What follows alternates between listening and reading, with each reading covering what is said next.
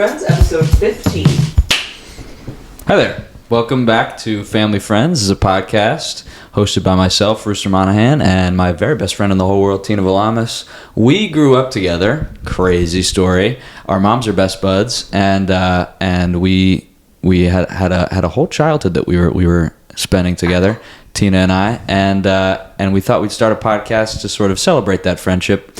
And every single time we've done it, we can't get in lockstep with each other in terms of scheduling because we're good at communicating in person, I would say. Tina and I, we get together, we hang out at a bar, we just converse. We really get into it. We know exactly what we finish each other's, you know what I mean, drinks. And it's a classic. It's a classic joke. You say, we finish each other's, everyone thinks sentences, and then you say a different word that isn't sentences. And this is the kind of stuff we would talk about. It's riveting, really, with Tina, because we're both comics. But we just can't get on the same rhythm, so we haven't had an episode yet where we've been together, and that is a bummer. But we've been lucky enough to have really fun friends and family friends come by and talk to the one that's here, the one of us that's here. And today's unfortunately no different. I mean, I love this person. One of my best friends outside of Tina, honestly. Good family friend of mine. I was really happy that she said yes, because sometimes Tina says I can't make it. I start texting people frantically. I go, I brought the camera. I have the setup. Does anyone mind? And I've texted this person every single time to try and get them to come through, except for when we had Aunt Diana. Aunt Diana, I made an exception for, but I've texted this person every single time because I'm really excited and I want them to be here. Really good friend of mine, guys. Please welcome to the podcast, Florence Puck. Flo. I mean, what an introduction. What's up? What an introduction. How you doing? Yeah. No, I mean, you deserve it. I'm so good. Stop. She's such a good friend, guys. She's such a good friend, God. honestly. Oh my God. If Tina doesn't pick up, I call Flo. Yep. And you always know it's that time of month. Flo's visiting. That's just a joke I do because it's like Aunt Flo, like, yeah, exactly. Yeah. Getting your period. Yeah. That's awesome. That's such a fun joke. I love every time you say it. And for me, like, that's the fun of you, is you just always know what to say. Stop it. Thank you. I'm not going to put any pressure on them. I'm like, my head's not going to fit through the door when I leave. Like, but no, I do find oftentimes I do know exactly what to say. You really do. I don't know why. Yeah. No, it's great. And it's kind of a gift. Partially, I think that's because of what you do for work. We don't have to get into it now, but we won't get into it right now. No, but it is a big part of why, I think you're just perfect. You're perfect with a word. You're perfect with a line. You know exactly what to say. Yeah, I have the right touch. And you have just the right touch. A Midas touch, some might say. Are you familiar with the story? Yeah, turn into gold. Yeah. Were you asking me if I know the story of Midas? Yeah, but I would feel like I don't know who knows what. Greek myth. Is it Greek? I don't even know. I don't know the truth. What a good thing to say. I don't know who knows what. I don't know who knows what. I don't know who knows what. I certainly don't know much. We don't.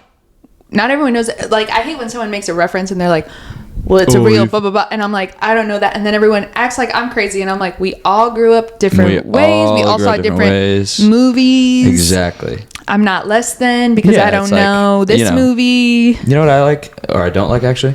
People go, that's like in Titanic. I've never seen Titanic. You've never seen Titanic. Shut the fuck up. Right. Because honestly, knowing you, that's not a movie you gotta watch. I know, like, it's just not your story. No, it's not. It's not my story. I've never been on a boat. I haven't even been stuck on a boat. You've been on a boat. I've been on a boat, I guess. I've seen you on a boat, not a huge one. Because you have a boat. You have a pontoon. Yes, and my you bring pontoon. Everyone out on it. Yes. It's so cool. I do. It's so cool to have a friend with a boat. That's what everybody says, because you get the luxury of a boat and the fun of a boat. You don't have to do the upkeep. What is the upkeep of the boat like? Oh my God. It's so much upkeep, and I can walk you through it all. Please. So you have to have the motor. You have to always make sure that's running correctly, and the way to do that, check on it. Make sure you're changing the oil very often. Yes. You also have to make sure nothing is stuck under the boat. Oh man. And sometimes I have to go underwater with goggles. And I have to be looking under the boat, make sure there's nothing. Sometimes you got to make sure there's no stowaways. Stowaways. That's the trouble. Stowaways is a real problem. Yeah. Present. Guilty as charged. No, you're always invited. All right. No, you're always invited. Okay. So no stowaways. And then you also have to make sure the windshield wipers are going. Because if it's storming out there, that's pretty bad. You also have to make sure there's life jackets. And that's about it. That's great. That's awesome. And you have a boat because you grew up in the Outer Banks. Yes. So I grew up in the Outer Banks. And so I have a boat, and then I got certified and everything because of my work. I'm a camp director. So it's kind of like I take the kids out on the boat, et cetera, et cetera. Do you want to hear a story that I probably told Tina already 1,000 times, but I've never told you? Oh, right. So when I was a kid, when I was maybe like 15, 16, maybe not a kid, teenager. You'd say teenager. I would say teenage. At camp, you'd be classified as a teenage camper. You. Good, great. So when I was a teenage camper, my uncle was given a boat. I think a relative of his had passed, and he had relatives in Florida, and they put they left the boat to him in their will. Left the boat to him and we got this. He got this boat, and he didn't want it, and it was like a really tiny boat with like a flat bottom and fit maybe 3 people. Right. And I grew up down the street from me is a dock into the Shrewsbury River, and so he was like, "You guys should have this boat," and my parents were like, "No, we're good. We don't need a boat. Why would we need a boat?" He goes, no, you guys should have it because I don't want it. And they were like, no, we don't really. Well, it's fine. We're good. And he was like, well, how about if you have it and also it's a shared a bad boat with my other. Because let's call it what it is, a shared bad boat. A shared bad boat. And so we were like, fine, we'll take this boat off your hands. So there was like a shared bad boat between 2 families, and me, my Uncle Tom, my Aunt Sheila, and my mom all got boating licenses. Did you know this? You did. I haven't told you the story yet. I don't know the story, and I also have never heard the story from Tina. Okay, so we all went to go get our boating licenses, and we're going to talk about everything you in a minute. No, I'm loving it. I'm loving story, this. But so we all go. Me and my Aunt Sheila went one day. My Uncle Tom and my mom went the other day, and we went to the fire station in Sayreville, New Jersey, and we took a boating class. And it's an all-day affair. You sit there all day. You get taught how to drive a boat and with the rules of the lake, the rules of the river, the rules of the water, rules of the river, water, really. And at the end of the day, you take a test, and if you get like above an 80 on a test, like a driver's license test, you pass and you have a boating license. It's crazy. And when I was there, it was a guy. There was a guy, like a Coast Guard guy, teaching the class. This guy must have been 300 years old, and he's standing at the front of the class. There's like 3 like Coast Guard prospects, like military style people, and they're sitting there and they're taking the test. And then there's the rest of us idiots who got a shared bad boat. Bad boat. And we're all taking the class, and within the first hour of the class, this guy who's the teacher is teaching, and he is up in front. He's got a PowerPoint behind him, and he just stops, and he grabs a table like this. Oh no! And he totally goes somewhere else, and everyone looks, and the people sitting in the front row, the Coast Guard people, thank God they were sitting front row. Thank Jump God. up, sir. They grab him. He almost falls. Boom. They know what someone looks like when they're about to drop. Yes, they know exactly what it looks like. Yep, because from the sea, when there's a little bit of a, and he had like a mini stroke. This guy, and oh my God, they sat him down. They said we're gonna take a break. They sat him down in the back, and they had water and coffee and donuts in the back, and there was like a little table that this woman was at. She was there all day. She's talking to him. She's like, we're calling a replacement teacher for Bob or whatever his name is. He's okay. We don't care about a replacement teacher. Is Bob okay? Yeah, is Bob okay? Yeah. And so finally the replacement teacher gets there, and he starts again. He goes, sorry guys, whatever. So then we do a whole another lesson. This is taking too long up from your time on the podcast. I'm here. But we're starting a new lesson, and we finish the lesson. We turn around, Bob's gone. Oh no. Yeah. Oh no. We go, where did Bob go? To this woman who's like the facilitator of the whole class. She goes, oh, he had a coffee and a donut and drove home. No. Drove home. Bob cannot. Bob can't drive. Cannot drive. Bob can't home. drive a boat or a car right now. He had something. He had something going on with him. And I still don't know what happened. And then we finished out the day, and the whole time we're going. Every time there's a break, did you get a call from Bob? No, but he drove home.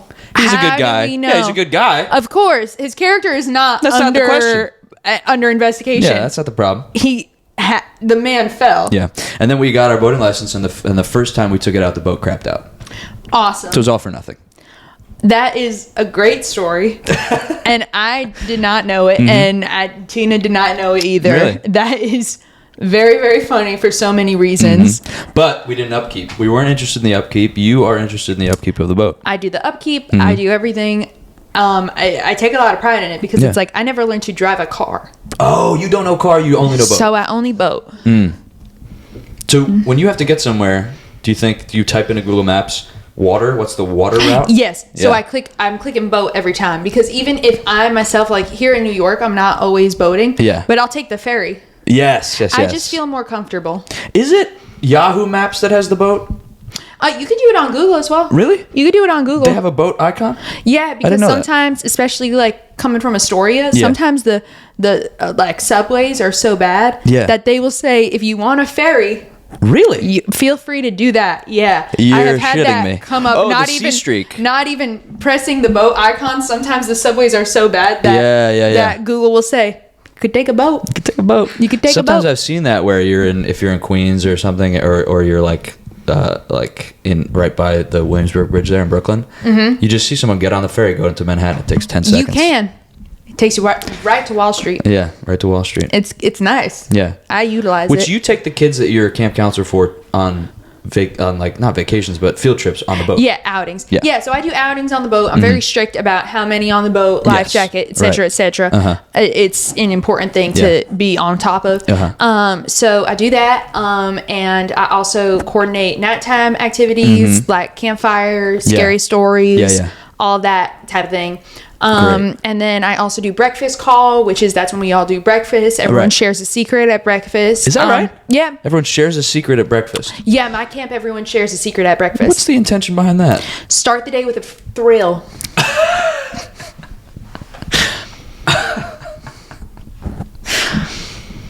You ever tried this to start the day with a thrill? Maybe once or twice, yeah. You've started the day with a thrill before? Why not? Yeah. So for the kids, what's age appropriate is they can share a secret, and that could be their thrill they start the day with. Right. And it's really funny with the little ones. Sometimes the secret is like, I did not care for Moana 2. But I felt bad because I was ragging on my mom to take me, and then I did not care for Moana 2, and I could have waited for streaming. Not enough of the chicken sidekick. Yeah, they wanted Hey Hey, the chicken sidekick, and there wasn't too much Hey Hey in the movie. Yeah, they're watching Moana 2 going, Hey Hey. Where's Hey Hey? That's really funny. It's not. No, I liked it. So it's like that's a 5-year-old sort of secrets, and then 8-year-old secrets. It gets a little more dark. They're like, well, I don't care for my uncle. Oh, wow. You see this. And then it's like it's hard because at age 8, you think that's a big secret that you don't care for your uncle, and then you get older and you find out not everyone likes family. It's not as big of a scandal as you may think. Yeah. The 8 years old psychologically, that's when you're starting to wrap your mind around just because someone's family doesn't mean they are good, but you still feel internal shame about that. Yeah, sure. And then by teenage, the secrets get pretty crazy, complex. And I am a mandated reporter, so sometimes I'm like, could you use codes? Like, could you say like, I was drinking chocolate milk, mandated so I don't have reporter. to. Yeah, you report for like a publication, or you have to report to the people of the camp, the higher ups, if a secret gets too complex. Lexi, do you know this term, mandated reporter? Yeah. Yeah, oh, so shit. mandated reporter. I was an RA. Is just, an RA.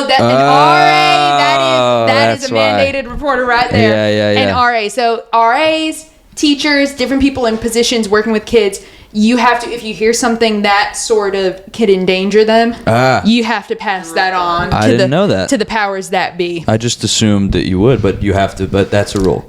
Yes, it is a rule. In terms of like a doctor, like do no harm. A teacher, like mandated report. Yes. You have to go ahead and report. So with the teenagers, when they talk about, oh God, all this sort of stuff they're getting into, I have to say, code words, please. Code words, please. Yeah. Mandated reporter. And do you say, if you're talking about trying cocaine, or talk about it this way? Or can you just have to say, try chocolate milk, please? Heaven forbid. Yeah. heaven forbid, I hope none of them try cocaine. Well, whatever. That's pretty hard stuff.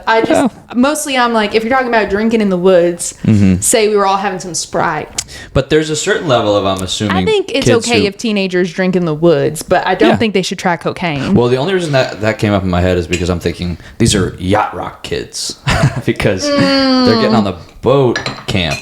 They do love yacht rock. They do. But it's mostly in their clothing style. I see it. It's just sort of the It's not really fashion. trying cocaine as much. Yeah. Okay. Thank God. I hope not. Oh, me too, of course. I hope not. If they're trying cocaine, they have the good sense at least not to tell me.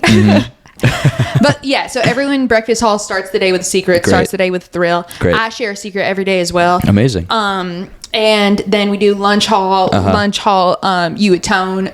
Lunch hall, you atone. Yep. So breakfast, you share a secret. Lunch hall, you atone. Mm-hmm. Great. Mm-hmm. Just kind of a sobering energy for lunch. Yes. Restart the day sort of with a... Sort of a tone. Because after the morning thrill, starting your morning with a thrill, people get very riled up. Yeah. So then at lunchtime, you know how kids get kind of tired after they've been playing and then they have lunch? Yeah. That's a great time to atone. Yes. Next is that nap. gives you a fresh feeling. You're not going to... Nap? Mm-hmm. Oh. I was just going to say you feel more awake after that, but I guess you'd want to take a rest. That's why we put them right to sleep. Yeah. Because they feel a little too awake. Go right to bed. Go right asleep then. Okay. And then we have dusk. Yeah, we have dusk. Mm-hmm. And for that, do whatever you want. Dusk is yours. Mm-hmm. And that's part of what we have on t-shirts, back of the camp t-shirt. Dusk is yours. What you want to do with it, now that's up to you. Great. What would you do with a dusk? Can I ask you another question? Can I answer your question with a question? Yeah. Where's the boat come into the schedule?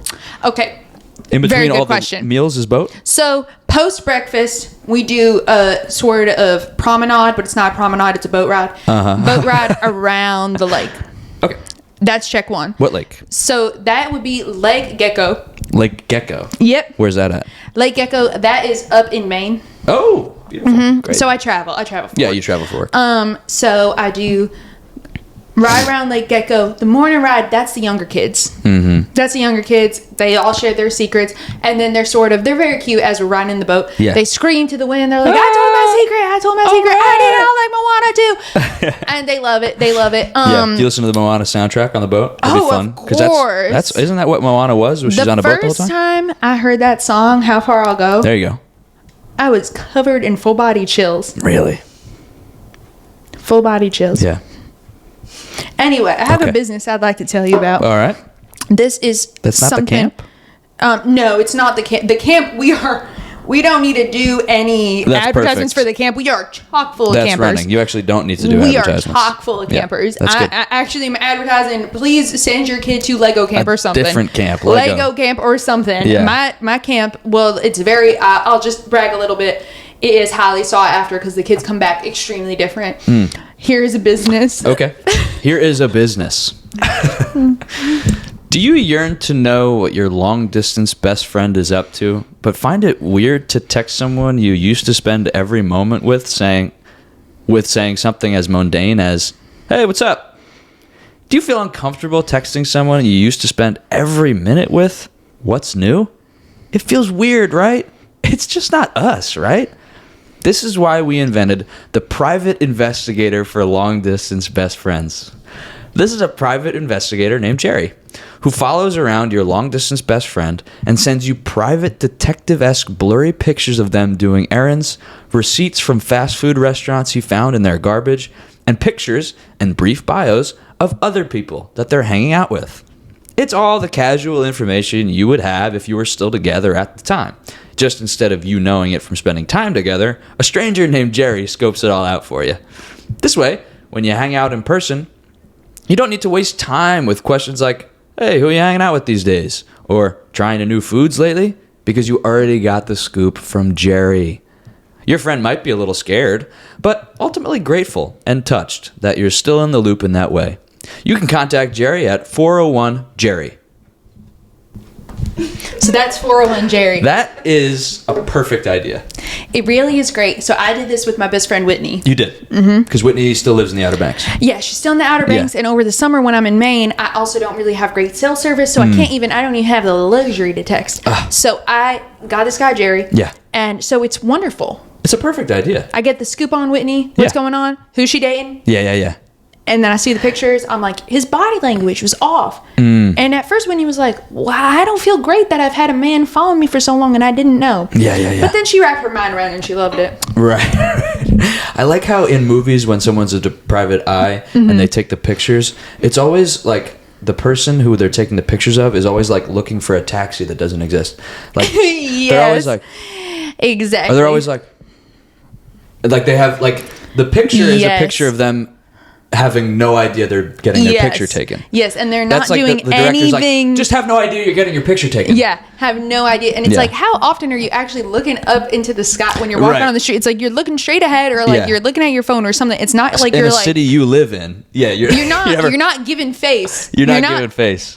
Yeah. So that is in the movies because the pictures I get of Whitney from Jerry look blurry, nothing like that. They're pictures. blurry. She's her face all screwed up. But you get the vibe. Oh, but I always get the vibe, and I say, "New shirt." Yeah. Did you get a new shirt by any chance lately? New shoes? Text and wearing she goes, boots? "What the fuck?" But then she's like, "Oh my god, 401 Jerry." 401 Jerry. And she likes it. She likes it. Jerry's he's really a nice guy. Yeah, that's cool. He's married. Of course. It's not weird. No. He's married. It wouldn't be weird. You understand. He's taking pictures of people. It's just he's a private eye and he's married. Yeah. One of the great perks of getting married. One of the great perks of getting married, it's not weird if you take pictures. Maybe. Yeah, maybe. Yeah. As camp director, I take pictures of the kids to let the parents know they're okay, but they have all signed release forms and Yeah, and who wouldn't want to see a picture of I'm having fun on a boat at camp? It's great. Yep, they like it. They are like, "Oh, they're screaming." Yeah. It's good. That's awesome. It's good. And then I always get this feedback. They say, "My child came back extremely different." And I go, "Good." Do the parents know that the secret, the atone, the whatever happens at dinner, we haven't got there yet, there's dusk, but we're getting to dinner? No. They don't know about all that. No, they don't need to. Yeah, they don't need to. I would say they don't need to. Yeah. All they know is their child comes back different. With sort of an edge. Yeah. And sort of a different lease on life.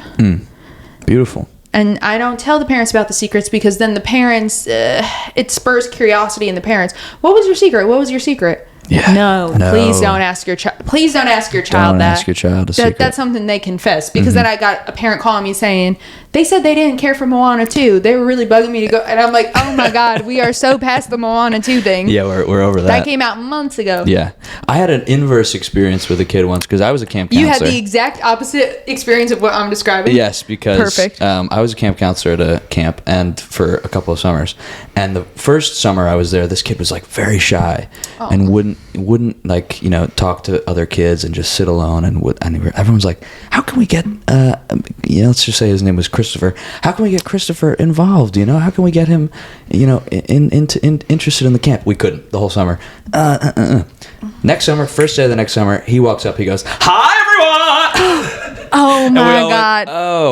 He's like 6. We're like, that's why. He's just, he felt a little uncomfortable. Something happened that school year. He came into himself. Yeah, exactly. Oh my God. Isn't that the best thing to see? And he sat with all the female counselors the whole summer. Gabbing. Yes. Just absolutely reading every other kid to filth. And he found his tribe. It was really funny to watch. That is electrifying to see. He said, "It's tennis today." I said, "Oh God." I love Christopher. Oh my God. Christopher sounds like I would love to have him at my camp. Yeah. That is a great, and that's like the beautiful thing about seeing kids every summer. Yeah. Is you're like, what happened this year? Yeah. That all of a sudden you have this confidence or you have this new edge to you or like you're not throwing up on the boat anymore. You're not throwing up on the boat anymore. You're not seasick anymore? Yeah, it's like last year you threw up every day on the boat. Found out about Dramamine. Exactly. That could do a lot for your confidence. Yeah. I was a kid who threw up.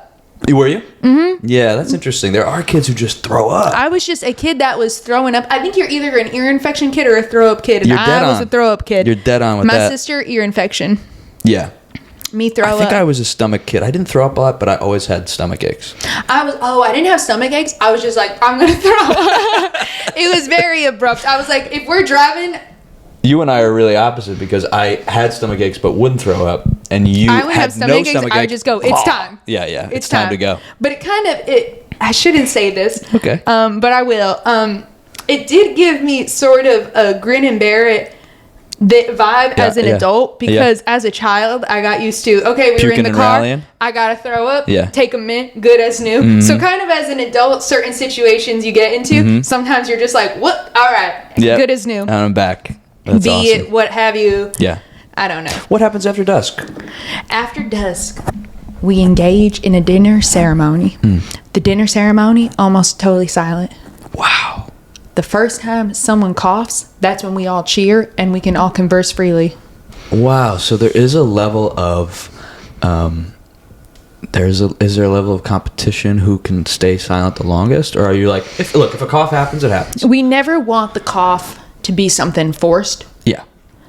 But a cough will, I mean, face it, we have a lot of little kids, germ spread. Someone's going to cough. It's going to happen quick. It's not really, we try not to put any celebratory nature on the cough. We don't want it to be a coveted position to be the cougher. We never call them out by name, anything like that. It's just once there's a cough, we can all talk. So can I play out the auditory experience and you tell me if I'm dead on or... I would love that. Okay.